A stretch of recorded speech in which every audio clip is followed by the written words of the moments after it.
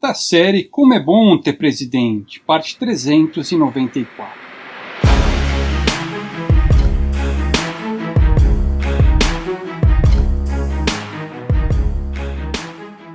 No início da fraudemia, o chefão da máfia estatal argentina, o ultrasocialista Alberto Fernandes, laranja da crápula Cristina Kirchner, impôs a seu rebanho um dos confinamentos mais rigorosos do mundo.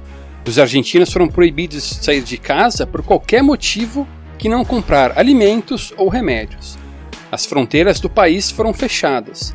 A desculpa era o controle da doença.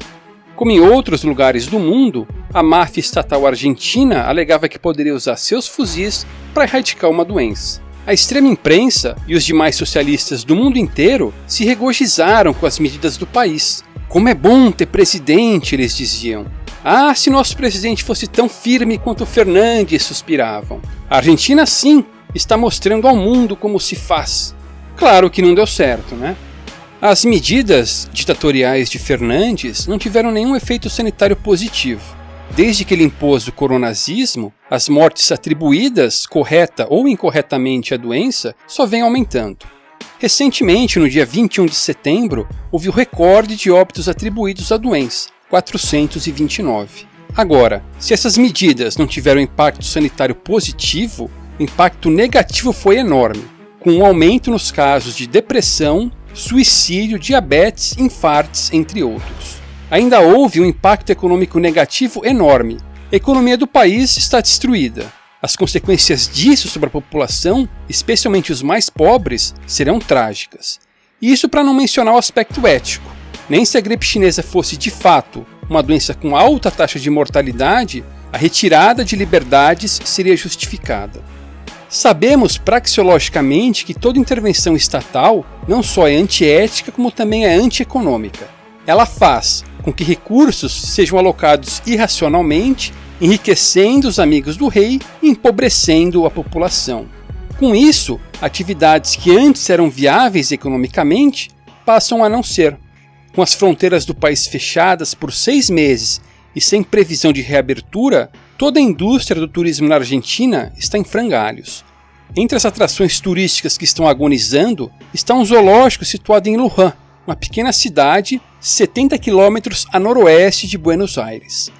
Antes das medidas coronazistas de Fernandes, a atração havia se tornado imperdível para muitos turistas que visitavam a capital do país, notadamente brasileiros, que representavam 70% do público.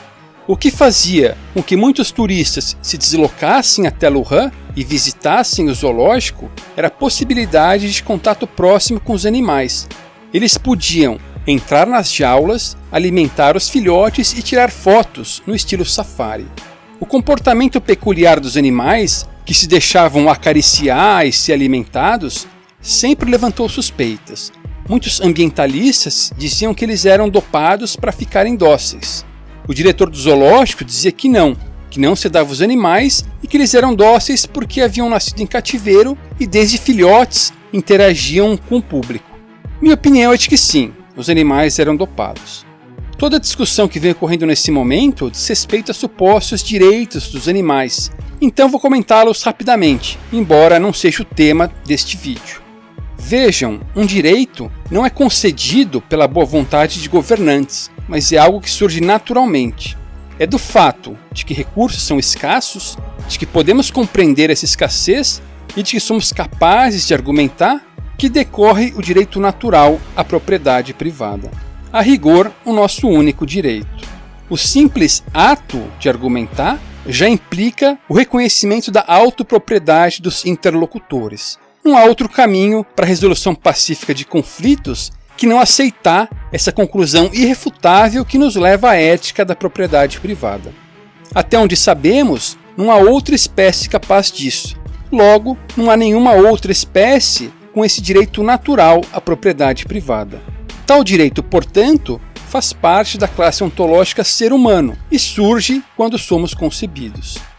Agora, existe uma diferença entre ética e moral. Enquanto a ética é objetiva e inegociável, a moral é subjetiva e negociável. Do ponto de vista ético, as atividades desenvolvidas no zoológico de Luján eram perfeitamente legítimas. Do ponto de vista moral, elas podem ser questionadas. Eu particularmente não gosto de zoológicos. Não gosto de ver animais presos, confinados, mesmo que sejam bem tratados. Só que tem gente que gosta, né? Sendo uma atividade legítima, não se pode defender o uso de agressão contra os proprietários ou os visitantes. O máximo que podemos fazer é criticá-los, boicotá-los ou ostracizá-los. Em não sendo antiéticas, as atividades conduzidas no zoológico eram tão válidas como quaisquer outras. E como em toda atividade econômica, a interferência estatal ali foi extremamente prejudicial. A paralisação do turismo, gerada pelo fechamento das fronteiras, fez com que o zoológico interrompesse suas atividades. Sem suas receitas, já em março, o diretor dispensou metade dos funcionários. Em junho, dispensou a maioria dos restantes. Também houve uma contenção de gastos relacionados aos bichos. Os animais de maior porte, como leões e tigres, começaram a passar fome e até morrer por falta de comida. Como costuma acontecer nesses casos, os senhores bovinos gadosos culparam os donos do empreendimento e não os verdadeiros culpados, isto é, os políticos. E como só ia acontecer, pediram mais do veneno que causou o problema, pediram mais intervenção estatal. Em meados de setembro, a prefeitura fez uma busca e apreensão no zoológico e uma semana depois ele foi interditado. Políticos não perdem a oportunidade de lucrar com o caos que eles mesmos criam. Como se não bastasse terem inviabilizado o empreendimento, agora roubam tudo que os donos construíram e ainda posam de defensores dos animais. A máfia estatal pretende transformar o zoológico em um ecoparque. O que quer que venha a ser isso? Vai dar certo sim, amiguinho, pode confiar, viu? Em uma ordem libertária, problemas como maus tratos animais seriam resolvidos voluntariamente. A enorme comoção que surge quando se descobrem maus tratos animais já demonstra por si só que há uma grande demanda legítima por empreendimentos que tratem os animais dignamente. Ou seja, não precisamos de políticos encenando virtude. Que nossos irmãos argentinos entendam de uma vez por todas o que é o socialismo e se libertem dele. Do contrário, os próximos a passar fome serão eles.